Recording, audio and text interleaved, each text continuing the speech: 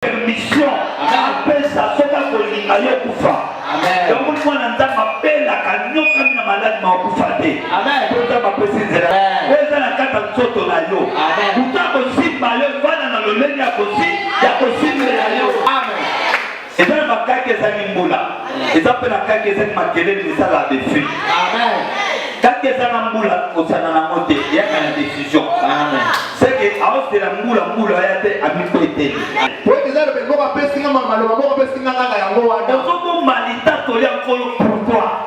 délivrance, pour la bénédiction, pour le salaté.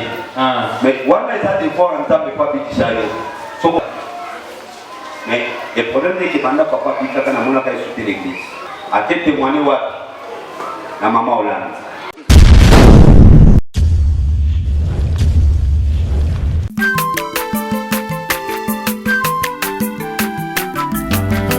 Mwana moto te po akosangai abongwani pete po awangana Nzambe ya le Nazarien le Nazarien le Nazarien le Nazarien bana kitoko koma mokondima atako bapakolaki mafuta na mosakolima lelo ya yo bolingo bateli le Nazareth lipamboli oyo mona na katembeni mama kandelobi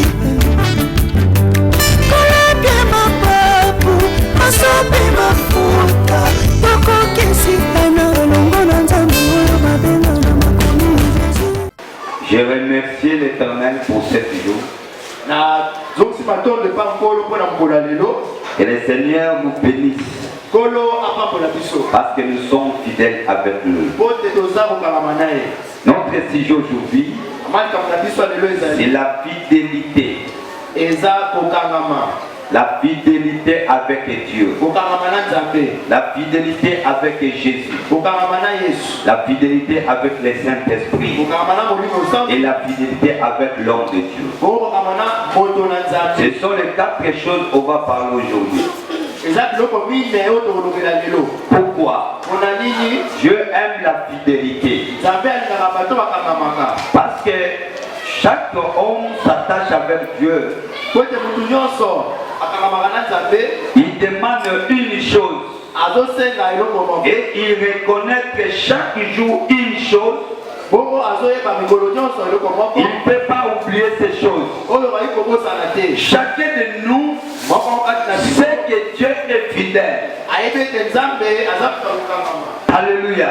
Amen. Chacun de nous, il sait que Dieu est fidèle. Fidèle à sa parole. Dieu est fidèle. Tout le monde cherche à voir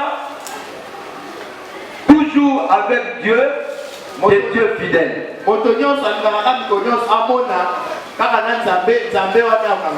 Alléluia. Amen. C'est-à-dire, chacun de nous demande que, oh Seigneur, tu es fidèle. Le mot fidèle, c'est quoi?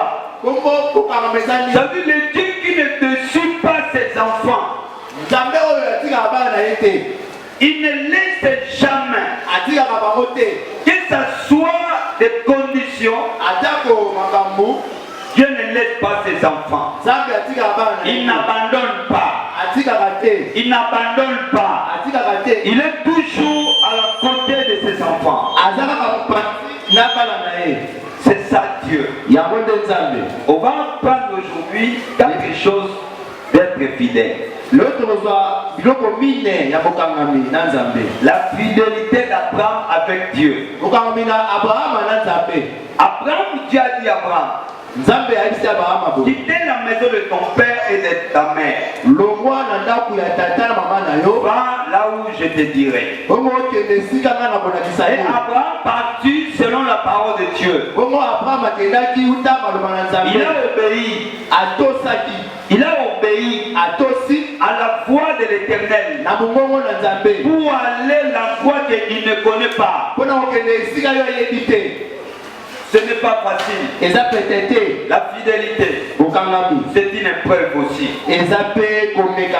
Parce que Dieu peut t'amener dans une épreuve pour te regarder ta fidélité. Tu cherches quoi avec Dieu? Tu fais quoi avec Dieu? Est-ce que Dieu est fidèle? Les mots fidèles, les mots qui n'abandonnent jamais.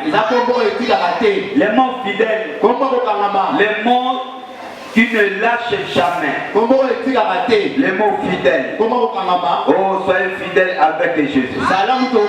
Soyez fidèles avec Dieu. Soyez fidèles avec le Saint-Esprit. Soyez fidèles avec l'homme de Dieu. Soyez fidèles avec ton père. Soyez fidèles avec ta mère. N'abandonne pas la parole de ton père ni de ta mère.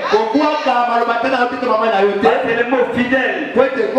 C'est le mot qui prend l'attachement. Le mot qui prend la courage.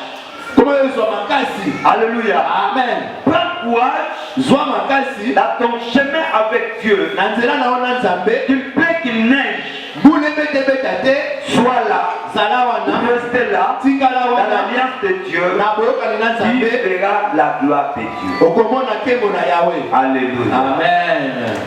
Dieu dit à Abraham, sortez dans la maison de ton père. Va dans l'endroit que je te dirai. Et restez là. Amen. Si tu as besoin de faire de grandes choses avec quelqu'un, il commence d'abord à déplacer cette personne. Il commence d'abord à déplacer la vie de cette personne. Tu dois quitter l'endroit. Parce que le lien que tu es, peut-être c'était le lien de la malédiction. Peut-être c'était le lien de la freinage. Mais le Seigneur a voulu d'abord te quitter cette lien. Alléluia. Amen.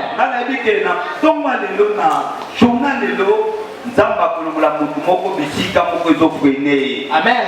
Pour amener avant bisika oyo avancer. Amen. Soyez bénis au nom de Jésus. Amen. Totambola na makanti na bisote. Amen. Totambola na makanti na nzambe. Amen. Mutu atambola na makanti na nzambe azwaka chepte. Amen. Oyo atambola na makanti na ye asukaka. Amen. Nadike nzela moko eza liboso na yo. Amen. Nzambe azobongisa nzela wana. Amen. Kota na voix ya Saint-Esprit. Amen. Kota na voix ya Fils de l'homme. Amen. Kota na voix ya Moussani na nzambe. Amen. Tu réussiras avec Dieu. Bongo bolonga na Yesu na. Alléluia. Amen. La fidélité. Être fidèle, ce n'est pas facile. L'homme qui n'abandonne pas.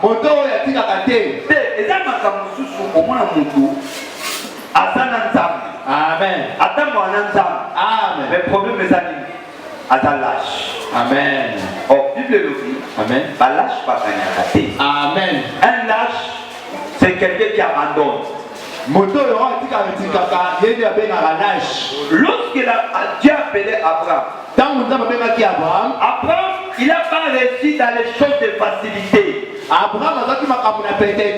Non, il n'a pas réussi dans les choses faciles. Mais il a réussi dans les choses difficiles. Si Dieu choisit quelqu'un, il va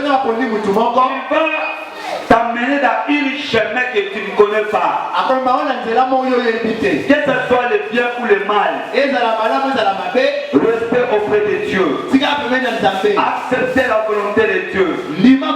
Marchez dans sa volonté. Ne quittez pas. Ne quittez pas. Ne changez pas les langages. Parce que tu vois que les choses ça ne marche pas. Tu commences à quitter.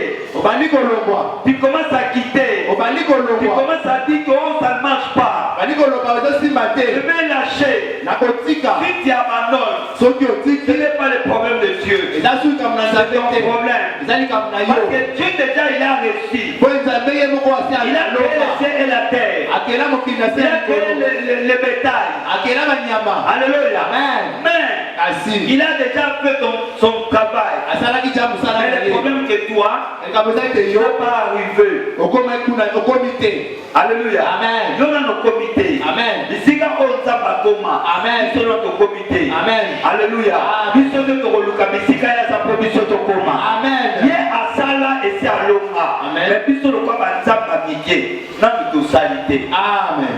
Donc, ta vie a une épreuve excellente. Dimaka kende nasa pole nasa nzambe. Amen. Ata makambo tambo te lelo de tambo. Amen. Nana zaka na ndima. Amen. Na zaka melika. Amen. Na kama na ye nzambe. Amen. Na kunga kate na volonté na ye. Amen. Na tika volonté de musika te. Amen. Pour ngande na za na besoin kozala malamu na kata volonté na ye. Amen. Nzambe sa za malamu David. Amen. Il est déjà bien. Azaja madame. Amen. Parce que dans le passé zakate. Amen. Souci est zakate. Amen. Sala est zakate. Kufa est zakate. Amen. Murmure est zakate. Amen. Bitumba est zakate. Amen. Alléluia. Amen. Nyonso ya kolela est zakate. Amen. Chaque paix est zakate. Biso nde na mokili oyo toza na kufa, toza na nzala, toza na problème, toza na difficulté, toza na combat spirituel. Amen. Tous ces combats-là, tu ne peux pas vaincre si tu n'as pas confiance à Dieu. Non. Amen. Comment tu peux vaincre? Mais toi, tu ne s'attaches pas avec Dieu. L'attachement d'Abraham a créé l'expérience d'Abraham. L'attachement d'Abraham a créé une victoire d'Abraham. Et l'homme dit qu'il s'attaque. Et ça m'a dit la carte. Parce que malade des gens, chez l'Iwa. Amen. Ce nous appelle et l'homme qui sont la Sima comme l'Iwa. Soit l'homme qui s'appelle faut y appeler l'Iwa. Amen. Faut le mot l'Iwa.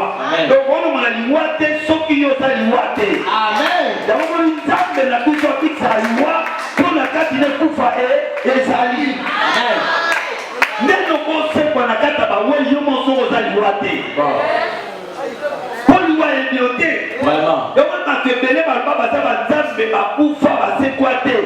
Pour la carte de Baoué, à la carte. Amen. Donc on a eu ça pour tout le monde. Ato Beli, Obeli.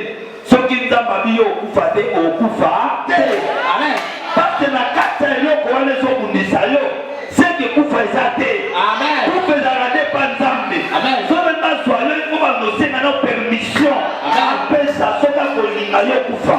Amen. Donc, on a appelle la cagnon comme la malade m'a Koufa. Amen. Pour ça, ma précise, la pique aux alliés. Pas mon la mala comme on a été. Bonsoir. Pas mon la mala comme on a été. Bonsoir.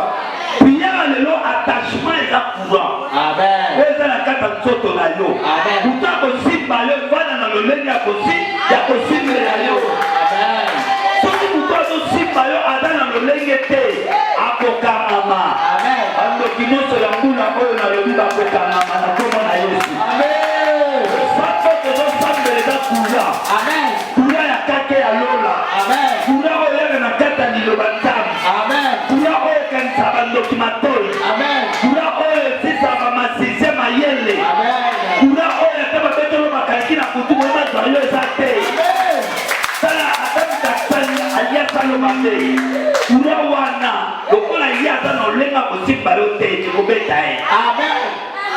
Akalaki yo na kombo na ye. Amen. Mape moko te koyela yo mpo yo fasa na ye. Amen.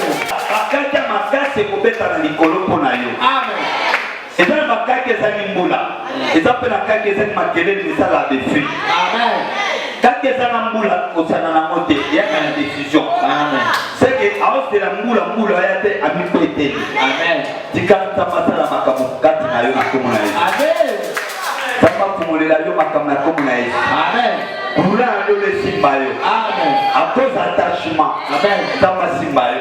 Amen. À cause d'attachement nzambe abikisa yo. Amen. À cause d'attachement nzambe akutana na yo. Amen. Bato nyonso bakama na nzambe babelefisa na mbula wana. Amen. Amen. Bonsoir. Pourra ya botamba lola. Amen. Pourra ya bikama. Amen. Donc ça na oula. ya mutu na oyo kawa na zo sande moko soki la na butu olali mutu aza nzambe so aza fatigué ape mana kongeke na ye te okanga te olala na kimia mikwani po aza fatigué Amen. na kati na ye aza na courant aoluka so courant te Amen. na kati na ye aza na courant Amen. courant nazo eza Jésus Amen. na kati ni aza na Yesu Amen. biso toza na Yesu alolemo te toza na Yesu monoko te toza na Yesu tozali na kati na changement Amen. so natambolaka na Yesu nabimaka na Yesu nakendaka na Yesu te nga na oluka Yesu te po Yesu azala kati na nga Amen. Amen. aopanga te po kure ezali Amen. kure basalaka nango te atomoni ndenge bakura na biso akisasa ekelingaka ekei nde na singa na bino me kuna na susi kuwe eza na moka Amen. eza na motu mosusu mpe bakosala na yo mpo bamoni ke ozalaki distrait kabine ekatani kupimo esalami moto aya azosimasima basinga keba tambalansabalaka ya motu te Amen. eza babio mosusu peut-être ekokomelo david parce ozali na négligence Amen. kuremo ekatanaki Bongo. alliance mona nzambe ekatanaki oui yaomoni bandoki baosimba Amen. akobela attachement Amen. attachement ya nzambe na abraham Amen. eza attachement osalana nango te Amen. le mot fidèle c'est la force Amen. Comment fidèle à ma casse? si tu écoutes que tu es fidèle Ce qui est le nom de Dieu, tu es fidèle Zamba Kangama. ça dit soko oza moto okangama na nzambe Amen. nzambe azali moto oyo okangama na ye Amen. frère soki okangami na nzambe otima oyokisama soni te Jamais. Amen. Amen. ça je te dis attache avec Dieu Soka Amina Nzambe. tu ne seras pas confondu Okoyo kama soni te. ni dans le mal Atana mabe. alléluia Amen. les gens vont te chercher Atako lukayo. mais la suite des temps Kasi na sima matango. tu verras pas Bazana yo. Amen. tu vas voir la grandeur de Dieu Omona monene na Nzambe. soyez confiant avec Dieu Zala na elika na Nzambe. mets ton expérience Atana mayele na yo. mets ton foi Tia kondima na yo. crois qu'il est là Bimaka il zawana. va agir Akosala. il va agir Akosala. même si aujourd'hui je ne vois rien Ata lo na monene. mais demain je le sais Lobi na les yebi. choses vont changer parce que moi je donne toute mon expérience à Jésus Botela pesa la mayele na nani je crois qu'il est là pour moi Andimaka et je suis là pour lui il est mon Dieu il a mis à moi il va agir il va agir parce que je pense avec lui les choses vont changer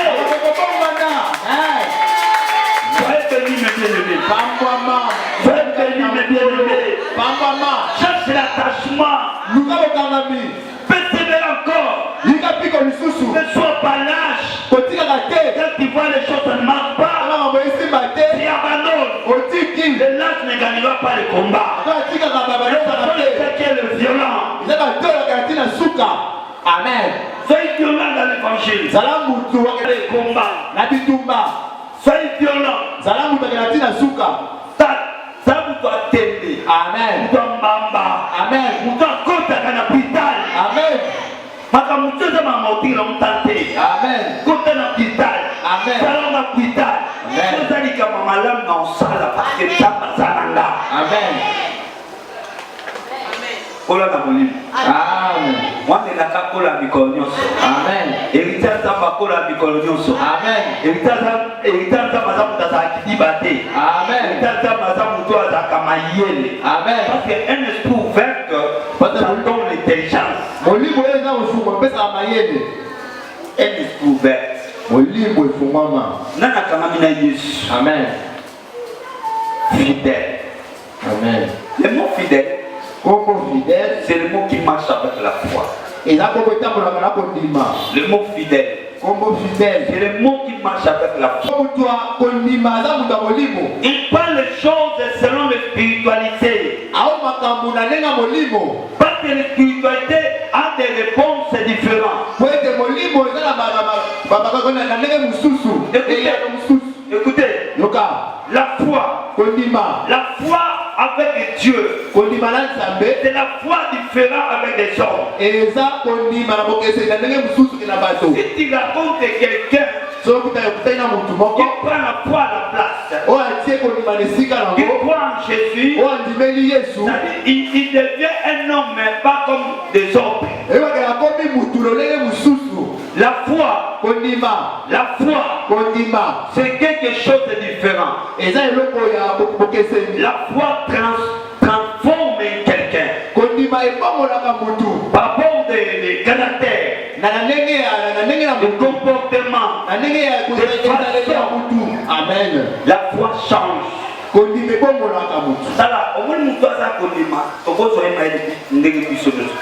Amen. So kuna mdima mpendo ya kundima uroka posa usala kama Amen. So kuza Amen. ubabena kujima Amen. so kuna mtana foi frère façon la vie na yo de changer. Amen. Beaucoup de gens ils savent que Dieu met ça la foi. Alors la Bible dit ceci. Il était impossible de l'homme pour servir Dieu sans la foi. Et puis le Amen. C'est une chose. Ça dit quelqu'un qui sert Dieu sans la foi.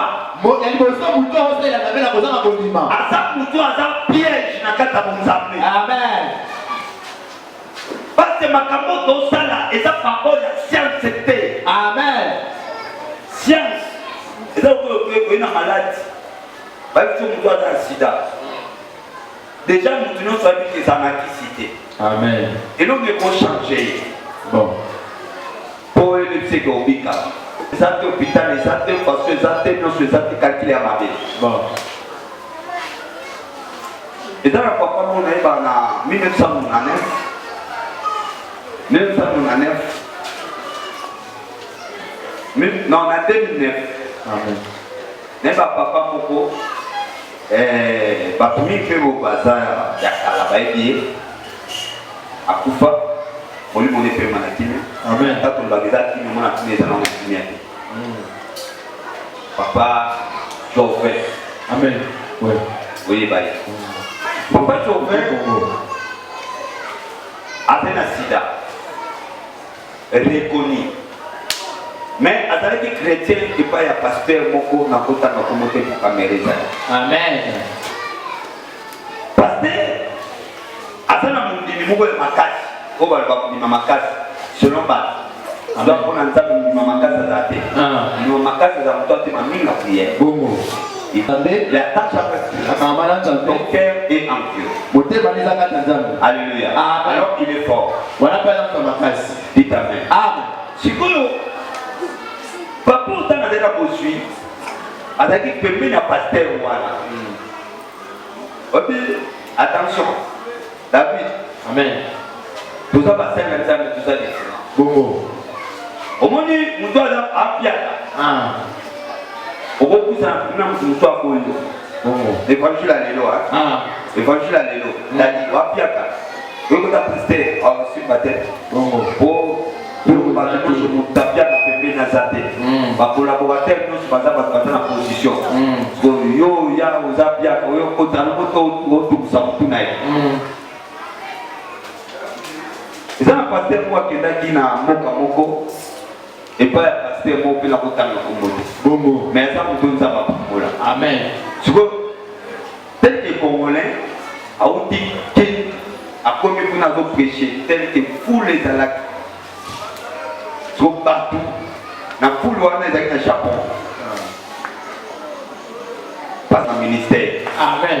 Pour son abimi à $1 ministère qui vit na Kinshasa. Amen. A télé a dit à ça besoin il y a $1 million. Alors qu'il nous donne du sénatoi tika na yo ezali yo te ya kamate. Amen. Bakini le mutu aye, elle s'est dit, dit-toi, elle dit papa, tika na yo ezali. yoteyaga mateya. Amen. Tozisa makambo ya lesimu. Amen. Alipo. Isali. Où est-ce que j'étais? Amen. Après na souka prière avec une sermon il y a 15 ans. Pasteur a eu un problème de soixante ans pour l'église. Alors pasteur a dit na conférence aux amis na ma vie na tout est pas pour ma vie pourquoi pas bosser na ngabo. Bon. On nous so liboso ba tendeli na mutali liboso pa sanga Isali. Tu ba tendeli moi na oyo pro. Pas na bona ça comme belé d'église. Pour na sali moi na 15 ans. Abi aïe c'est ma caméra soit fini. Mon problème en poids. Poids échangé. Dimension. Il y a des routines de l'ébouton. Amen. Aïe de bousson aïe après il m'a dit faut télé. À tout à la fois à ta chiffre et quoi dans la oyo.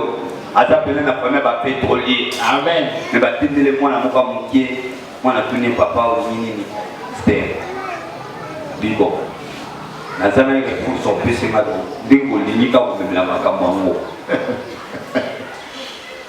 Assisi nae. Ba comprendre que c'est que quelqu'un na maloba liboso alobaki. Allez, moi na sali chèque à Pessi. Après pasteur aya tuné ça va. Ma possible. Papa il y a 1 million à ndeko luka ba sali des chèques à 5 millions.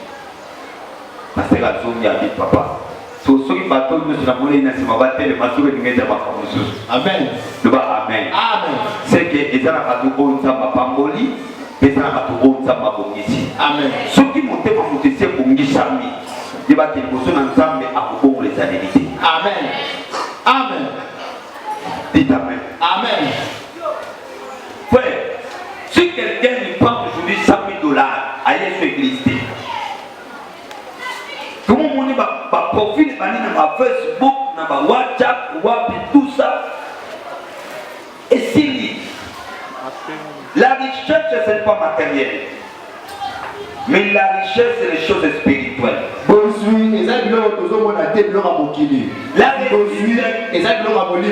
La réussite, ça commence pas charnellement, mais spirituellement. Ce qui est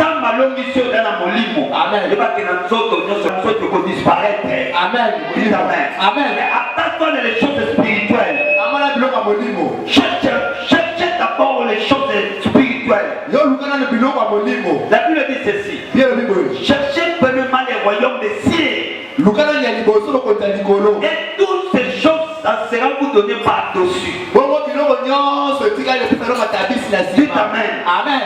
Cherchez à voir d'abord les choses spirituelles. On s'en et ça passe. Amen. Parce que nous dépendent de notre mais ça n'a pas de spiritualité. Amen. Adam premier pasteur a souffert dans la prière. Mais le problème c'est que nous dit que Amen. Et tant que nous dit que Dieu a des bons pesani et si ou bon chili. À mon cas la quito et avant de la liboso et qui chuté. Est-ce que vous comprenez dans le Amen. Vous avez la scène qui dit au saut.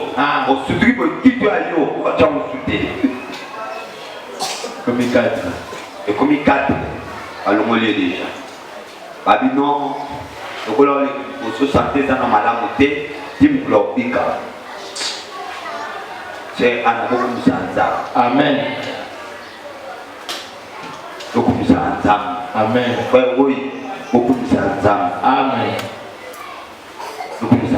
Amen. Un Gabriel, il faut aimer ça ensemble. Amen.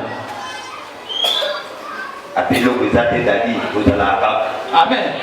Au moins, on a tatano butu moi il ka pembe. Amen. Mais na mwana na zote que des kaka na zote chaka makolo. Purification du sang. Amen. Dans la purification d'eau, peut-être dans la purification du sang. Amen. Purification maille, ça dans la mbino. To lomole mbino. Na comme on a eu. Avec une cérémonie, prière, purification d'eau et le point à baptême. Mais purification du sang, c'est quelque chose qui pardonne le péché. Amen. Purification. Avec une purification, pète de la vie. Après, pète de la maçonnerie, il a collé dans la catinae, d'autres maquilla sika. Prière pour la douce maquilla. prière makila 2 semaines. Le Seigneur m'a dit qu'il y a ça guéri. Amen. Pour libérer à qui? Vous avez la oyo usuni. Ils ont dit que vous avez vous avez Amen. Vous avez dit que simba. Vous avez dit que donc quitte à pas il faut battre mousse belé. Nala kama kaya ya boutique nzambe pona ni. Tumilinga ngeti. Ouais. Appelez. 3 semaines, 1 mois, 2 mois, 3 mois.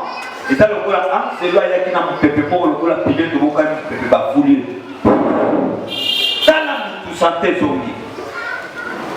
Na kitala pa chauffer moye. Comme on a bangi sur nzambe ko. Oh yeah. Vous avez tout un peu sur le côté. Papa.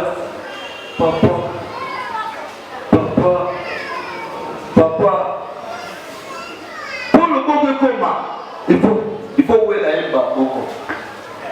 Mais lorsqu'il y a un côté dans le pain, donc on a dit, aussi ma bloc ou ana. Moi la bonne on ma cassia. Donc le moment il y a d'abord. Yo, bibi ça te fait total match. Ezaka mokolo match Léopard akanyaka kupo balobaka eza biso te eza bamama Yesu abi tobimisa mesa wana mbala moko siko mwasi na ye muti papa ye tala kuna pasteur wapi ye tobana nani abi te pasteur takoti maman oh papa ye siko abana baye balekiseringa makelele papa boni papa boni vous avez yaka papa. Papa, vous connaissez bien. Où vous avez quitté papa y. Na papa Joven, na lui oh Yesu. Amen. Le bas amen. L'église habite Toko. Amen. Na sena mabele. Amen. Le bas amen. Amen. Alala ne Toko na mabele pendant 2 semaines de prière. Amen. Pour la bénéficier. Amen. Je ne guéris pas là où il y a des climatiseurs. Il y a des formules de la prière. Si quand on m'a pona, ça s'agit à pona. Amen. Soyez fidèles. Amen. Soyez fidèles. Soyez fidèles à l'alliance. Depuis ça, on attend le boule avec la mabakata raté. Amen. Le bon est chocolat dans votre salité. Comme il peut te reposer salité. Amen. Et là-bas, en tête qui taba, on est si pas que tu as mon volume. Comment canal ou tête au sommet de la massika. Amen. Encore, on va t'envoyer le canal de la base de la vitesse. Amen. Kaka awa. Le groupe va s'appeler au salut. Et comme on a. Amen. Je vais me concentrer maintenant pour cette église.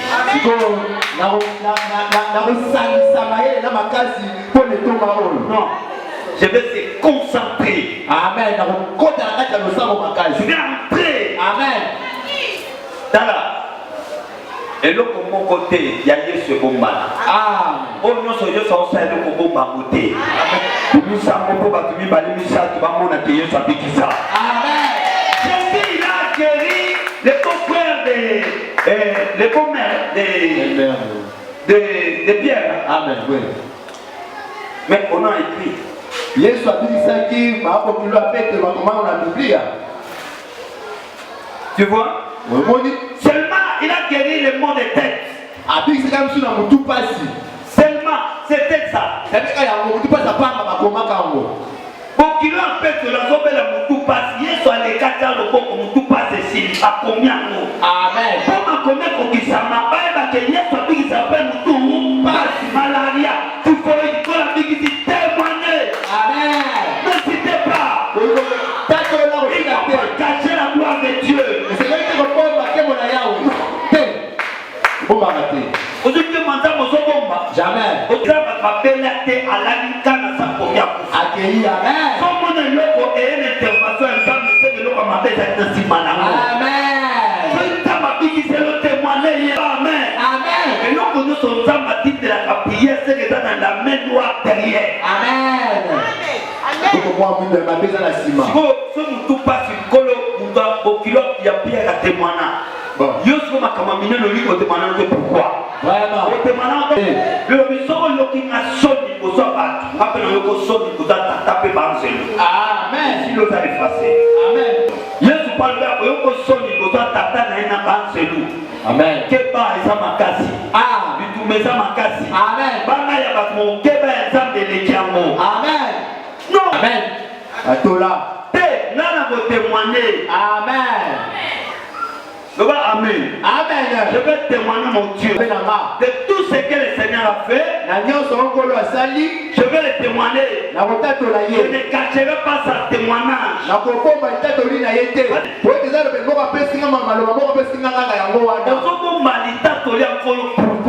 Amen. Témoigner. Amen. Amuna papa obika. Odina selagani. Ukolo papa nani? Abikaka, Abisema Boulwa, Lana San Zedi, Abida Papa, Nana San Mahmadiama, Tempo Mabaïdinga. Parmi les lieux sont étrangers, Nana Baba. À ça, mon casse n'a pas d'Adiaman et fait. Mais je vais décider que nous sommes église dans la minute. Amen. Même si ça tient le col sur le coup. Nana sali délivrance, collaboration, pour yo salade. Mais voilà les a des fois en temps de pas bitissale. Mais le problème est que pendant papa pika kana mona ka sauter l'église. Amen. Oui, na mona ka sauter dis-moi lelo. A te témoigner wa na maman Hollande. A te na maman Hollande parce que ba kota hôpital toi minene ya Kimboko.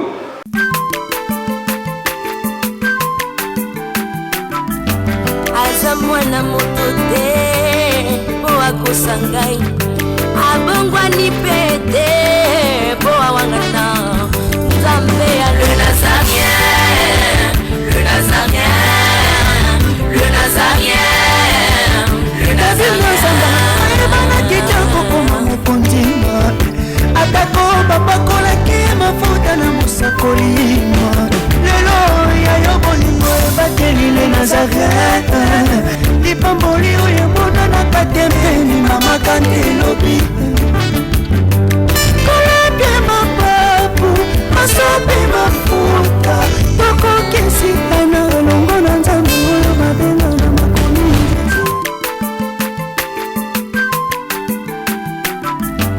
aza mwana moto te po akosangai abongwani pete